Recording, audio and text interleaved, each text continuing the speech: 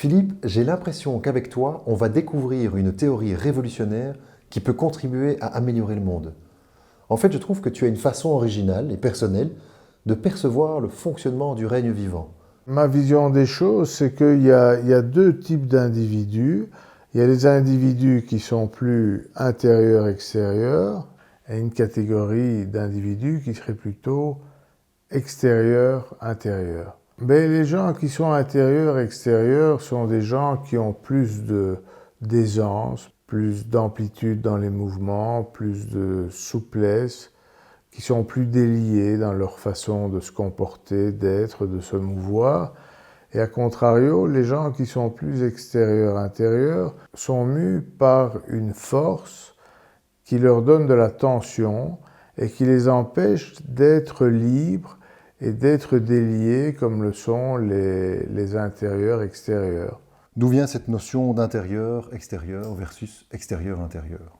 Mais selon moi, le fait d'être intérieur-extérieur ou extérieur-intérieur dépend de la manière dont on est séparé psychiquement de sa mère à la naissance. Plus on est séparé psychiquement de sa mère, plus on va être intérieur-extérieur, c'est-à-dire libre dans ses mouvements. Plus on va être attaché à sa mère, plus on va être extérieur-intérieur et donc moins libre de ses mouvements. Partant de l'hypothèse que, au moment de l'accouchement, on coupe le cordon, donc il y a une séparation physique qui se fait entre la mère et l'enfant, mais il reste une attache, selon moi, psychique. Plus cette attache psychique est grande, plus on va être extérieur-intérieur, et comme je l'ai dit précédemment, moins on va être libre. Cet attachement à la mère, tu lui as donné un nom. J'ai appelé ça la gravité émotionnelle et j'en ai établi une formule qui pourrait se décliner de la façon suivante, c'est-à-dire que la gravité émotionnelle à un instant T serait égale à la gravité, telle qu'on la connaît dans les lois physiques, sur un état émotionnel E constant moins un état émotionnel X à l'instant T. Pourquoi ou en quoi ces termes intérieur-extérieur et extérieur-intérieur illustrent bien la gravité émotionnelle? Comme le dit la formule, la gravité émotionnelle est une force qui est inverse ou contraire à la gravité telle qu'on la connaît au sens de la physique. Plus cette gravité émotionnelle va être grande, ce qui est le cas des gens qui sont extérieurs-intérieurs, plus cette contre-force va venir donner de la tension à la personne qui en est sujette.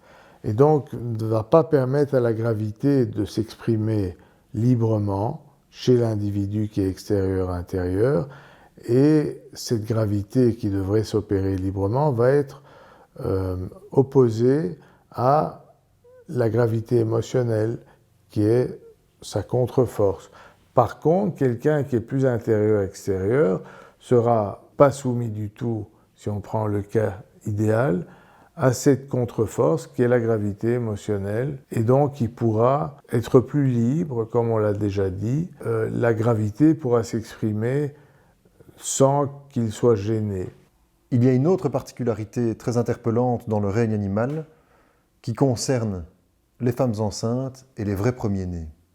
Je pense que les femmes enceintes, au moment de la grossesse, leur corps se modifie et le côté droit devient intérieur-extérieur, ce qui leur confère, comme on l'a vu, certains avantages d'aisance, de facilité, de même que chez le premier-né, le vrai premier-né, le côté gauche, dans l'embryon, devient intérieur-extérieur et donc il offre des avantages au vrai premier-né également. Toutefois, ces avantages chez l'un comme chez l'autre ne sont pas permanents. À partir du moment où on entre dans leur intégrité physique ou psychique, cet intérieur-extérieur s'arrête, si je peux m'exprimer ainsi, pour se reconstituer un peu plus tard, l'effet de la perturbation étant passé.